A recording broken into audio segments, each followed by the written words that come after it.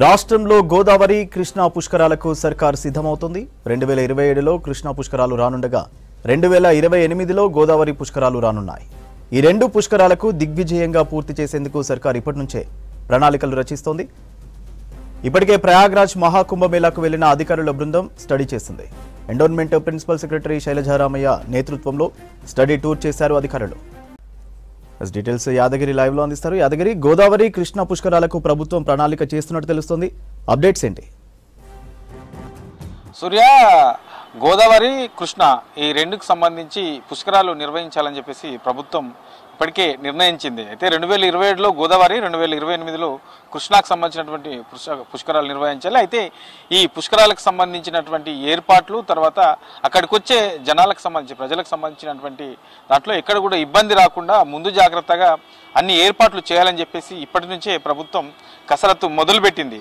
అయితే మనం ఈ మధ్యలోనే చూసాము, కుంభమేళా ప్రయాగ్రాజ్లో కుంభమేళలో పెద్ద ఎత్తున ఈ పుష్కరాలకు సంబంధించి కొన్ని కోట్ల మంది జనాలు అక్కడికి వచ్చారు. సో అక్కడ ఈ కోట్ల మంది జనాలు వచ్చారు. మరి అక్కడ ఏర్పాట్లు ఎట్లా చేశారు, ఏంటి, అక్కడ తీసుకున్నటువంటి జాగ్రత్తలు ఏంటి, మరి ఈ భద్రతకు సంబంధించినటువంటి దాంట్లో ఎట్లాంటి ఏర్పాట్లు చేశారు, అక్కడ ఉన్న ప్రభుత్వం ఎట్లాంటి జాగ్రత్తలు తీసుకున్నది, ఎట్లాంటి నిర్ణయాలు తీసుకుని ముందుకెళ్ళింది, సక్సెస్ఫుల్ కావడానికి గల రీజన్స్ ఏంటి అనే దాని మీద పూర్తి స్థాయిలో స్టడీ చేసేందుకు ఏదైతే ఈ దేవాదాయ శాఖ ఉందో దేవాదాయ శాఖ ఆధ్వర్యంలో హై లెవెల్ కమిటీ ప్రయాగ్రాజ్ వెళ్ళారు. అక్కడికి వెళ్ళిన తర్వాత ఆ కమిటీ సభ్యులందరూ కూడా అక్కడ తీసుకున్నటువంటి జాగ్రత్తలు, తర్వాత పుష్కరాలకు సంబంధించినటువంటి ఏర్పాట్లు, ఇట్లా ఓవరాల్గా వీటన్నిటి మీద కూడా స్టడీ చేశారు. 2 రోజుల పాటు ప్రయాగ్రాజ్లోనే ఉండి అక్కడ ఎక్కడెక్కడ ఎలాంటి ఏర్పాట్లు చేశారు, మరి ఆ విఐపీస్తో పాటు సాధారణ ప్రజలు వస్తుంటారు, భక్తులు వస్తుంటారు, చాలామంది కూడా ఈ పుష్కరాలకు వస్తూ ఉంటారు. కాబట్టి ఇట్లా సెక్షన్ల వారీగా వాళ్ళకు ఎక్కడెక్కడ ఎట్లాంటి ఏర్పాట్లు చేశారో ఆ ఏర్పాట్లకు సంబంధించిన దాంట్లో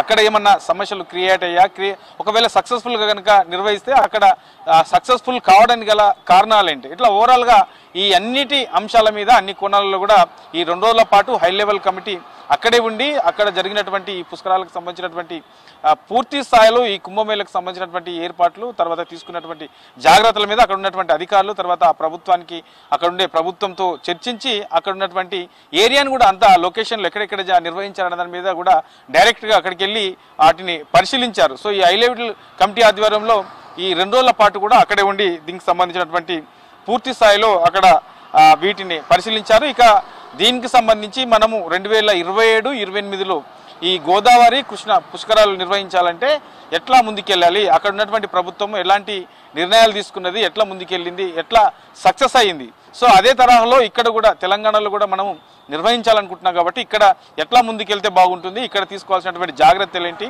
ఇట్లా ఓవరాల్గా దీనికి సంబంధించి ఈ పుష్కరాలకు సంబంధించిన దాంట్లో ఏదైతే హై లెవెల్ కమిటీ ఈ 2 రోజుల పాటు టూర్కి వెళ్ళి వచ్చిందో ఆ టూర్కి వచ్చిన తర్వాత దీనికి సంబంధించి మరికొన్ని రోజుల్లోనే ప్రభుత్వానికి పూర్తి స్థాయిలో దీని మీద ఒక రిపోర్ట్ ఇచ్చే అవకాశం ఉంటుంది. ఎందుకంటే తెలంగాణలో కూడా నిర్వహించాలంటే మనకు ఇంకా ఎంతమంది సిబ్బంది అక్కడ వేయాల్సి ఉంటుంది, తర్వాత పోలీస్ బందోబస్తుకు సంబంధించి ఎట్లాంటి జాగ్రత్తలు తీసుకోవాలి, ఇతర రాష్ట్రాల నుంచి ఒకవేళ వచ్చే వాళ్ళు ఉంటే వాళ్ళకి సంబంధించినటువంటి ఏర్పాట్లు ఎట్లా చేయాలి, అక్కడికి వచ్చే వాళ్ళకి సంబంధించినటువంటి అక్కడ ఆ ఏరియాలో పుష్కరాలు జరిగే ఏరియాలో అక్కడ ఎలాంటి ఇబ్బందులు రాకుండా ఉండాలంటే ఎలాంటి జాగ్రత్తలు తీసుకోవాలి. సో ఇట్లా ఓవరాల్గా వీటన్నిటి మీద కూడా పూర్తి స్థాయిలో ఒక రిపోర్టు ఇచ్చే అవకాశం ఉంటుంది. ఎందుకంటే తెలంగాణలో నిర్వహించే ఈ గోదావరి కృష్ణ ఈ రెండింటికి సంబంధించినటువంటి పుష్కరాలకు సంబంధించి కూడా సక్సెస్ఫుల్గా నిర్వహించాలని చెప్పేసి ప్రభుత్వం ఇప్పటి నుంచే దాని మీద కసరత్తు చేస్తుంది. కాబట్టి పూర్తి స్థాయిలో ఏదైతే కుంభమేళలో ఎట్లా సక్సెస్ఫుల్గా వాళ్ళు నిర్వహించారో అదే తరహాలో ఇక్కడ కూడా నిర్వహించాలని చెప్పేసి ప్రభుత్వం భావిస్తుంది. అందులో భాగంగానే